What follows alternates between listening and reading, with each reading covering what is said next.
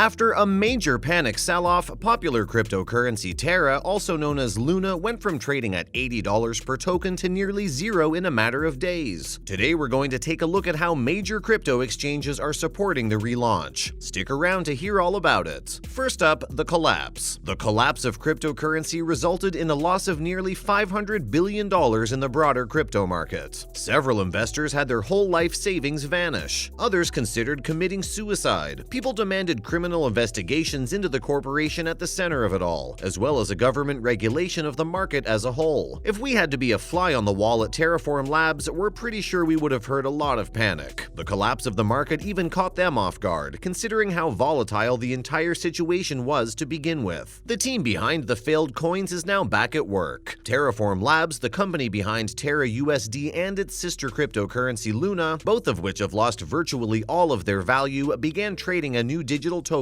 called Luna 2.0 as part of their resurrection campaign. Next, we have the support. Following the passage of a proposal to build Terra 2.0 once more, major worldwide cryptocurrency exchanges have declared that they will support the imminent relaunch of Terra. Binance, FTX, Crypto.com, Huobi, Bitfinex, Bybit, Gate.io, Bitrue, as well as even KuCoin are among the exchanges that have committed their support for the modified version of the recently defunct Terra network. FTX announced that it will be supporting the new Luna airdrop and will be suspending the current Luna and UST markets. On top of that, Binance indicated that it was working quite closely with the Terra team on a recovery plan to help them bounce back once more. These developments come after the Terra community approved what has come to be known as Proposal 1623, which was proposed by Terraform Labs CEO Do Kwon. In essence, Kwon's idea is an attempt to resurrect the Luna ecosystem, which fell earlier this month after its algorithmic stablecoin UST was suddenly depegged from the US dollar. Terraform Labs will be launching a new blockchain dubbed the Terra 2.0, while the existing collapse network would continue to exist as an outdated Terra Classic, according to the proposal. In the age of rapidly evolving decentralized finance options in the market, nobody would be keen to invest in crypto that's considered classic in our opinion. The UST stablecoin won't be included in the relaunched Terra ecosystem, to the dismay of some critics. Existing Terra Classic token holders will get newly produced Luna tokens as part of the plan, which comes as welcome news to those who feel like they were left hung to dry. Within minutes of the proposal passing, exchanges such as Bybit, KuCoin, Binance, and Crypto.com began announcing their support for Terra 2.0, indicating that anyone holding Luna on exchange wallets will be eligible for the airdrop. On Twitter, Do Kwon indicated that he has not approached any exchanges about listing the new Luna tokens as of yet. So, what's changed? These Terra supporters opted recently to resurrect the bankrupt currency Luna, but with one major change in its execution, and that being that Luna is back, but without the factor that caused the cryptocurrency's dramatic drop 2 weeks ago, its stablecoin UST. Stablecoins are essentially cryptocurrencies that are tied to a fiat currency, such as the dollar. Tether is the most well-known stablecoin with a market capitalization of roughly $75 billion.